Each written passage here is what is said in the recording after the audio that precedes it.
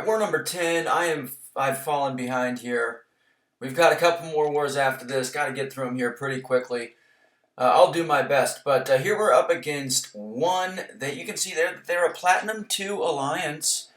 We have dropped all the way into Platinum 1 at the top end of Platinum 1. So here are the bans, pretty regular, at least the last several wars. I'm pretty sure that those three are just going to end up being banned 85% of the time moving forward. Kabam really needs to implement some additions to the ban system, like limiting the number of times you can ban a certain attacker. Otherwise, you know, it's just war without those three attackers every single time. So anyway, a little feedback there. All right, so here's the team that we're bringing in. Apocalypse, of course, Silver Scent, whom I'm going to be using for Kitty Pryde on node 22. And then I am bringing in Diablo.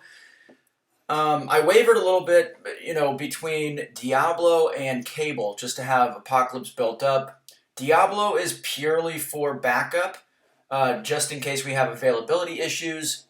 And I do generally try to give myself or give our battle group a couple options, you know, for fights like the boss, just in case, you know, something goes wrong.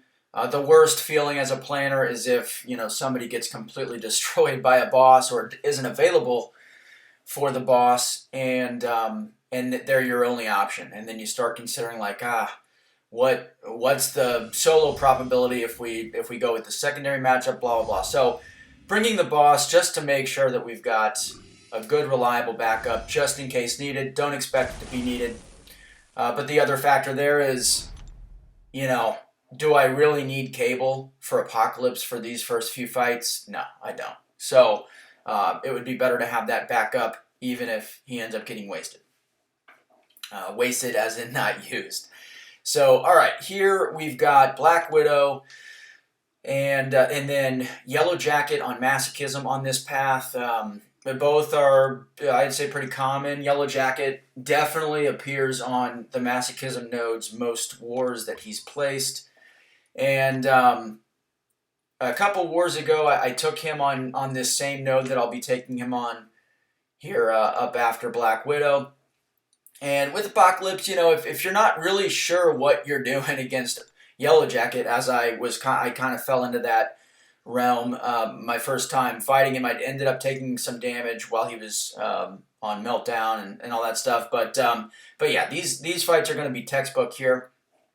So I am just checking, just making sure that I can go all the way up to Kitty Pryde on node 22 after this, and I'm all clear. So just going to get a couple fights in with Apocalypse here. Boy, I'm trying to buy myself some time because I don't know why I didn't chop some of this stuff out. All right, finally, we're 3.5 minutes in, we finally get some fight action. All right, so as you guys know, starts with the regen buff, which makes her passively unblockable. We are going to go ahead and throw this SP1 just because of the spacing. One of the reasons that I used a PS1 boost there.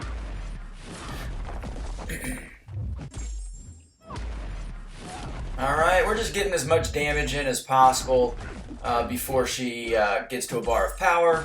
And I do want to push her to her SP2, which I'm able to do. I'm glad that she threw it there before she got the regen. There, we're just going to throw the SP1 again just to remove some of the risk. You guys can also see that I am running half suicides. I've now gained bleed immunity. That's for an important fight that I wanted to use Apocalypse for. We'll talk about that matchup a little bit more when we get there. But it's a matchup that I will straight up not take with Apocalypse unless he's bleed immune. And again, we'll kind of talk about some of the interaction there when we arrive. But all right, so this fight's going to be a much better example of how to approach this fight with Apocalypse than the last time you guys saw it. But as always, you guys know by now, don't have to worry about Masochism because of Apocalypse's Purify ability reduction. Here, I'm going to let him get his high ground charge before I reach my 10 combo. I'm also critically going to end with a light ending combo into SP2 to inflict concussion, as opposed to a medium ender into SP2, which would have inflicted degen, which would have made the high ground passives build up more rapidly. That's why I'm doing the light ender. So there, you guys can see I'm perfectly managing high ground. I'm going to go ahead and throw the light ender into my SP1, which applies the weakness. Doesn't really matter. The weakness doesn't matter there. And then here, gonna do the opposite combo, throw the SP1, and boom. I mean, that's a textbook perfect fight with Apocalypse on that node. All right, and then here we have Kitty Pryde on node 22. You know, there are various options for this fight. Guillotine 2099 is definitely an option, preferably if you have her built up.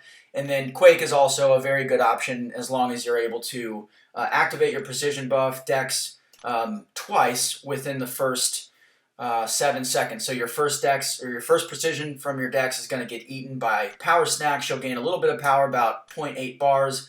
And then if you activate it again, Power Snack won't be able to take that buff for the rest of the fight. You just can't make a mistake if you're using Quake. So, because if you do make a mistake, then she'll gain over a bar of power, and then you're in trouble. So, in this fight, you guys will see my armor buff is going to get eaten by Power Snack. I knew that going in. That just means that my crazy block proficiency with Silver Centurion is not going to be so crazy. All right, and then the other thing is we don't want to stun her, because every time I parry her, she is going to gain a prowess. So we're just going to play this stun immune. You know, there I've got my armor back, which is great. And the main things that I need to, focus on here is when she gets to 50%, she will gain a burst of power. There's backup recovery. It triggers, which is totally fine. I prefer to push her to her SP2.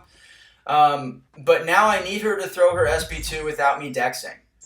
Because the dex would push her over 3 bars. There I'm able to get a couple shallow evades. There she ends up triggering Power Snap with my dex. I do have an invulnerability boost on. I planned for this. It's all fine and good. There I do have an Incinerate despite the armor, which is very, very interesting. It's got to be something with Kitty's kit. Either that or it's a bug. I'm not really sure, but you guys can also see, like, this fight it's fine, right? Just use an invulnerability boost. Try to limit your dexes for Power Snack, and don't really worry about specials. You just want to do that DOT damage with Silver Centurion. All right, so I'm not going to be taking this Korg, even though Apocalypse could handle it. Fortunately, we are blessed to have Lizer, one of the best Omega players in the world, in our battle group. She got through that easily. So, all right. So more Apocalypse stuff. Okay, so earlier I talked about the matchup. It's either in a different war video, which is very possible, or it's at the end of this war. I'm pretty sure it's at the end of this war. I might be wrong about that. We will see. But I am able to take this fight with Apocalypse because of the bleed immunity.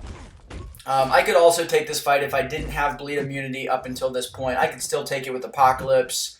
I would just need to be running double edge, and I would need to not hit into him, or I just wouldn't want to trigger Chitinous Thorns before I gain that bleed immunity because of the enhanced bleed on this node. But yeah, all is good. Obviously, it's got smacked a little bit. Not a big deal. We're just going to bait this SP1 out, and then we're going to throw our SP2 here. The usual. You guys can see full big Paco damage.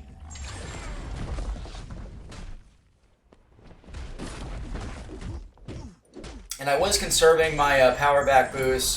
Towards the end of the season, I was using so many of them with Apocalypse. I actually ran dry. I opened a ton of War Victor and War Loser crystals. Can't remember those crystals are called. But yeah, so I just was super dry on those. But no big deal. Here we're moving up to Ham.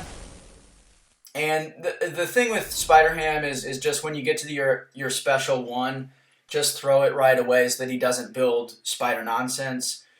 When you have a bar of power, he's just going to increasingly build spider nonsense.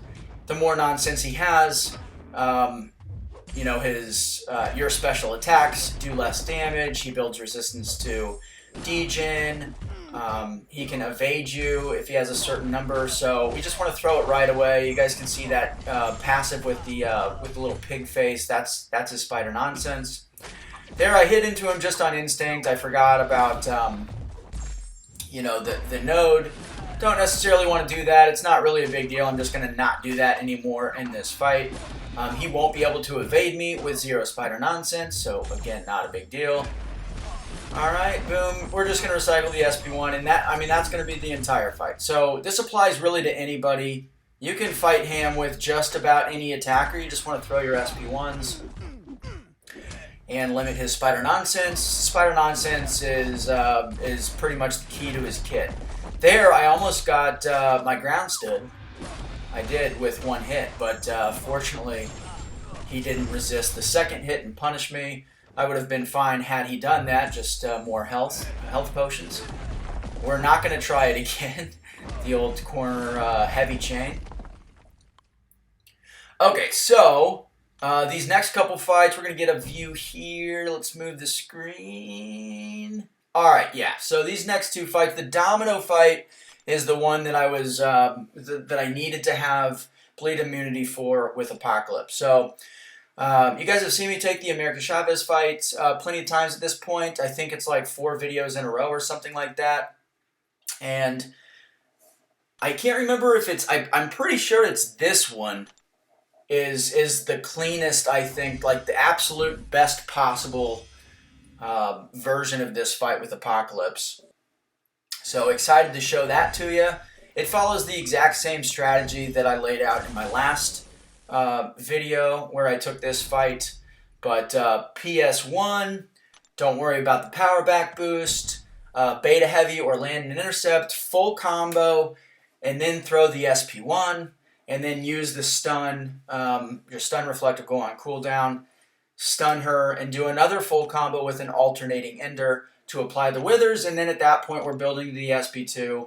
We throw the SP2, and if she's somehow still alive at that point, then you're just going to throw your SP1 once you get that, and then she'll be dead. So it's really, you win this fight with Apocalypse in the first, I would say, 12 to 15 seconds. You just want to have a good start. Once you have a good start, easy game, easy life, whatever the saying is. Never been a fan of that myself, but alright, so here we go. We're going to let her throw her heavy. No big deal. We're going to full combo into the SP1. She's got poison. Stun reflect goes on cooldown. We're going to land a parry here if she comes at us. Boom, full combo with an alternator. At the end, apply the 6 withers. Now she can't gain any ability or mystic dispersion power. We're going to let her throw this SP1. There it goes. We're almost back up to the SP2. We do want to do an alternating combo here to apply the withers. We're going to bait this SP1. Alright, there it is, and she's dead. Is she dead? She's not quite dead. So there, we're just going to bait another SP1. You see how easy this is? Boom. So it's just easy. It's just easy with Apocalypse. Just if you approach it the right way. All right. So this fight. So my rule of thumb facing Domino. I do think that generally speaking, Apocalypse is a really strong matchup for Domino. There are 2 things. There's one thing that you have to have, or that I would never fight her without, and that's the bleed immunity built up. Even if you haven't been able to use Apocalypse going into the fight, that's okay. Throw on half suicides. You just have to wait out your own double edge bleed for 8 seconds, and you'll get that immunity. And obviously you'll get that immunity before she's able to get to an SP2 or an SP3. All right, and then typically the other thing that I recommend is an invulnerability boost, so that you can just push her to her SP3 if she wants to be stingy. Here I go for the SP1, but I do have the bleed immunity. When she gets her bar of power, I am going to back off. I just have to be mindful of of the brute force on this node because that will start to stack up. And if she does, when she does reach another bar of power, I just need to make sure that if she goes lucky, I'm not hitting into her, she can evade. And if I stun her while she's lucky, I'm not punishing. Typically. Now with guidance, that'll bypass it, but you still just kind of want to stay away from her when she's lucky. No reason to risk it. Honestly, the heavies are probably a risk that I don't need to take as well. But we're all good. We just need to bait out this SP2. If we do that, we win the fight. If we don't do that, then and she gets to an SP3, then we're going to lose the fight. Here you guys can see she's just being stingy. She's just being domino. Alright, there she's lucky, so I back off. I'm not going to throw that SP1 into her lucky phase. I'm going to have to let my debuffs fall off again. Just don't want to mess with her when she's lucky. It's just not worth it. There, we're going to throw the SP2. I only apply one debuff because of her ability accuracy. Yeah, we get through the fight. So, that is it. War number 10. We have 2 war videos left. Both of them, next war video has some examples of what can go wrong if you screw up the beginning of certain fights with Apocalypse, so be sure to check that one out. And then the last war video, war number 12, that war did just end. I had quite a few fights, and you know, we'll go over those then. So leave a like and a comment, subscribe if you want to see those videos, and I'll see you in the next one.